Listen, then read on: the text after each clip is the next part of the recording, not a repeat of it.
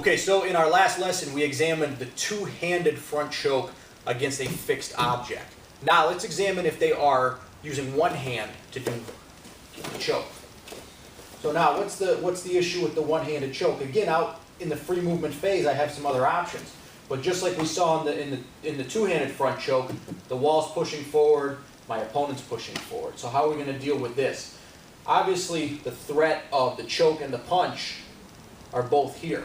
So I need to address the choke, but at the same time by addressing the choke, I'll be able to address the punch, because the punch is going to be coming straight at my face. So, base, tighten up the neck.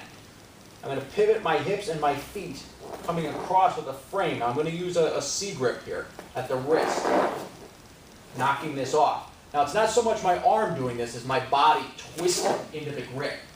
Now, depending on how far he falls forward, I can either strike him with an elbow, or if he falls really far forward, I can wrap up the guillotine and finish. By addressing the grip, one, obviously I don't get choked unconscious, but two, by turning my body, even if he throws the punch, now I'm out of the way. All right, so it's not this. I'm not knocking it off with my arm. By twisting my torso, and you can see how my feet are gonna twist, almost like I'm throwing a hook. All right, my feet are gonna twist. Now this grip on my neck is different, and I'll show this from another angle so you can see it. It's very easy to knock it off. All right, so I'm going to twist, use my C-clamp, come back with the elbow, strike. All right.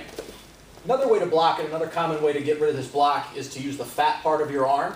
All right, here, that gets it off, and I can come back with the elbow.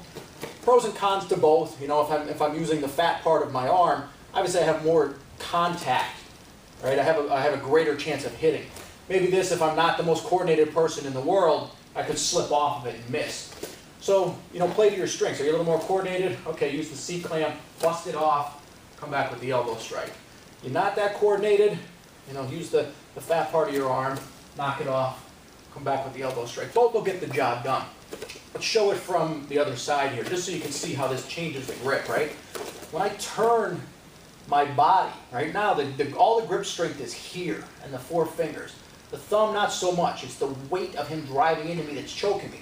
But when I turn, now, it's all thumb that's holding on. I can just push his finger off, push his hand off with one finger here if I wanted to. So again, it's not pushing off with my arm. It's my body turning and changing the angle of his grip, which makes it very easy to get that off. All right? Or if he falls too far forward, we hit it with the guillotine. All right? So two great ways of dealing with the single-handed choke against the wall, either the C-clamp frame removal or the nice fat part of your arm frame removal. Follow up with the elbow or the guillotine, depending on how far the assailant falls into you.